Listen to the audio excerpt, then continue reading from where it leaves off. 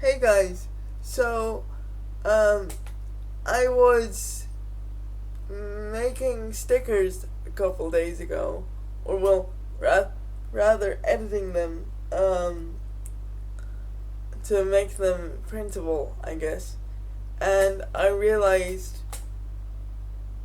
Media College doesn't teach students Illustrator, at least not at a decent enough level, you know. So here I am to give you a little Illustrator tutorial. Now we're gonna start off with Photoshop, and in my case, I was asked to do a T-shirt design. So, uh, for me, I put in 25 centimeter width and 35 centimeter height. For you, it can be whatever pixels, centimeters, whatever you want. Uh, but the resolution, however, has to be at 300 because that's a printing resolution, right? Anything below that is not good for printing. So anything 300 or above, you're good. Also, the color has to be CMYK mode, uh, because otherwise the colors don't come out as good, right? So that's the document I'm gonna start with. Then I'm gonna go to my BGame folder and just drag this bad boy in here. Now, I think the scaling is already good. If you think yours isn't good, feel free to change it. But I'm just gonna click done. So you see how you have your layers tab right here in the right hand corner, right? You want to switch that to paths. If you don't have paths, it's window up here, and then there should be paths somewhere in this drop down menu. Here it is, see paths. So make sure you have that enabled. This will pop up. You make sure to select the outside of your design with the wand tool, so it gives a nice little selection around your design. And then what you're gonna do is you're gonna go to the little weird tool down here, and it's gonna create an automatic path. Now this is called work path. You can call it whatever you like by double tapping it and then changing the name. So I'm changing the name to B for clarity's sake. So now we've got our path. As you can see, it's created a little path around our B, and we just go to file up here, and then it should be export,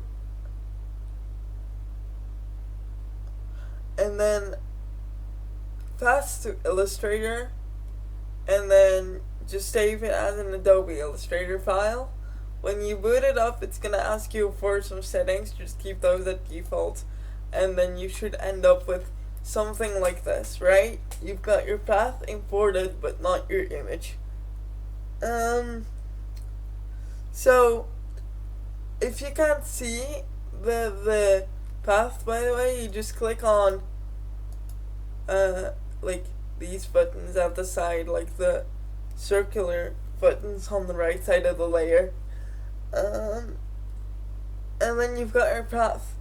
So first thing I do is delete the square one because we don't need that. Alright, so now that I've deleted that unnecessary border path thingy, you can see the border of our artboard. Anything that goes outside of that rectangle isn't real. It's not going to be saved by any program whatsoever. So what I'm going to do is Control X with my path selected. Make a new layer. Put it on the new layer. Because we want layer 1 to be our design, which we're going to import later.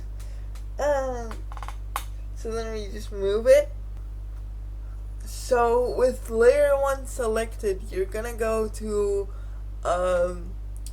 file, and then there should be a thing called place, or you can use the shortcut Shift Control P. And now it's gonna ask you to place your design. So that would be the PNG, like. And then we're gonna click it, click place, and then just place it like here or something, because it's gonna expand. Right, and then we have it on layer 1. Now what we're gonna do is we're gonna make our second layer visible and make sure that these overlap each other to an extent, right? You want the second layer with the path to somewhat stick out, because you want to keep edges in this case, because the edges of the design are white and I somewhat want to keep them. So just gonna move this into place till it looks about right. Doesn't have to be perfect. And then once you've done that, you're gonna make sure your layer 2 is still selected. Go to window up here, and then press color or F6. What you're gonna do is make sure that the stroke box, so the box with the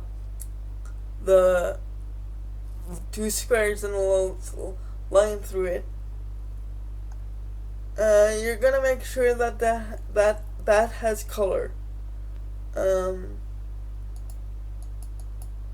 So just pick a random color that is not in your design, because if it is in your design, the printer is gonna cut out everything that is that color, right? So in my case, the design uses a lot of yellows, greens, some blue, some brown.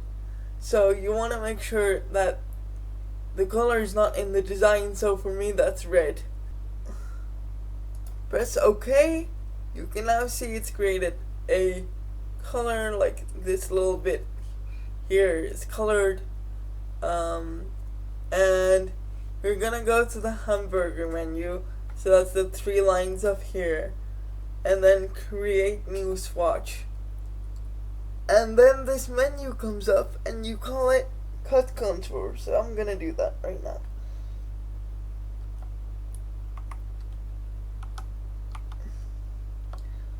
So make sure it's exactly like this, because otherwise the printer doesn't see it as a cutting line, right? The red line is the outline where the machine cuts it into a sticker or a shirt design or what have you.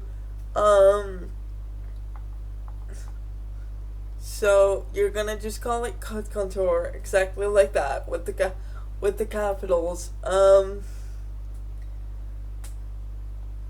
And then you're gonna change the color type to spot color, and make sure the color mode is still CMYK. Okay, and now what you're gonna do is you have your cut contour, you have your design, so it's ready to export. So you go to File, Export, and then Export As, and then it should come up with a PDF. You should click that. Name it whatever you like, and then it's gonna ask you for these settings. Just keep it the same.